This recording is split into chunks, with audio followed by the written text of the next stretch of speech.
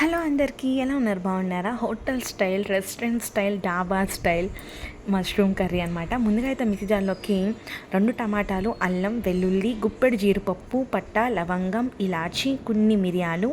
నేను పచ్చిమిర్చి ఎక్కువ యాడ్ చేయట్లేదు, ఎందుకంటే కారం యాడ్ చేస్తానని చెప్పి. అండ్ కొంచెం పెరుగు వేసుకొని మెత్తటి పేస్ట్ లాగా చేసుకోవాలండి. చూసారు కదా, ఈ కన్సిస్టెన్సీ ఉంటే సరిపోతుంది. ఇదే మనకు మెయిన్ అనమాట.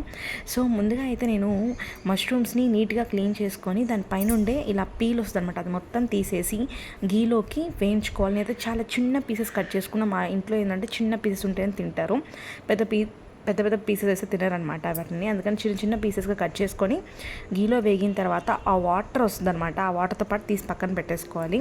వేరే కడాయిలో కొంచెం గీ యాడ్ చేసుకొని పట్ట, లవంగం, కొంచెం షాజీరా, ఇంకా సన్నగా కట్ చేసుకున్న ఉల్లిపాయలు వేగిన తర్వాత ముందుగా చేసుకున్న ఆ టమాటా పేస్ట్ని ఉప్పు, కారం, పసుపు, ధనియాల పొడి వేసి సిమ్లో పెట్టుకొని నూనె పైకి తేలే వరకు బాగా వేగనివ్వాలండి.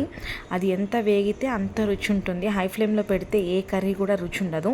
సో లో ఫ్లేమ్లో పెట్టుకొని ఉడికించుకోండి. నూనె పైకి తేలిన తర్వాత మీకు కన్సిస్టెన్సీ బట్టి వాటర్ వేసుకొని ముందుగా మనం వేయించుకున్న మష్రూమ్స్ని కూడా యాడ్ చేసేయాలి.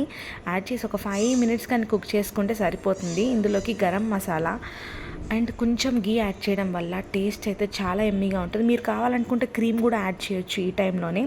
అంతే అండి. ఇంకా ఫైనల్గా కొత్తిమీర అని వేసేస్తే పలావ్లోకి, రోటీస్లోకి, నాన్లోకి అద్దరిపోయే మష్రూమ్ కర్రీ రెడీ.